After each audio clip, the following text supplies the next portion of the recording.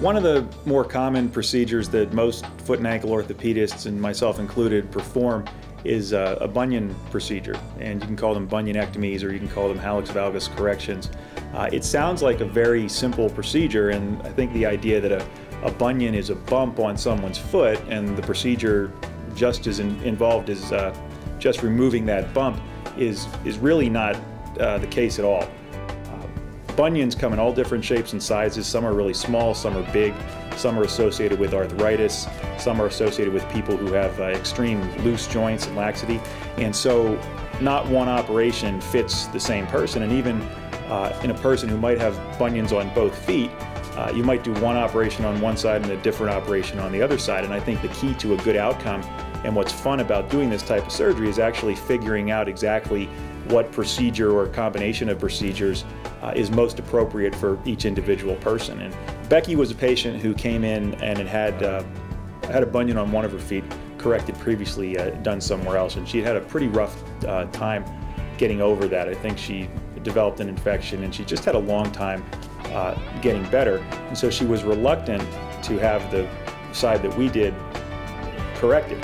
Unfortunately for her, the side that she came in to see me about started to bother her more and more, and it ultimately got to the point where she was in so much pain on a daily basis that she was willing to go through the surgery again. I've had chronic foot pain, being that I'm an athlete and always being so active, and just the problem that I had with my bunions, it was definitely time to get something done.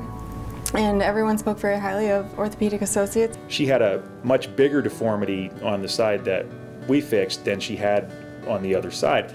And I explained to her that the operation that we were going to do was going to be bigger than what she had done the first time, and she was a little apprehensive, I think, initially, but ultimately we performed that surgery on her, and she was very happy with her outcome, and her entire post-operative course went really well. From my experience with Dr. Hort, he was just such an amazing doctor, and I was in the middle of doing my biology undergrad thinking I would go into research, but just seeing how wonderful he was, it inspired me to go into medicine. And he took me under his wing, he let me shadow him, I went to the OR with him, and I just saw all of the things that he did and how he helped people in such a major way, and it was just so inspiring, so I decided to become a PA, and that's what I'm doing now.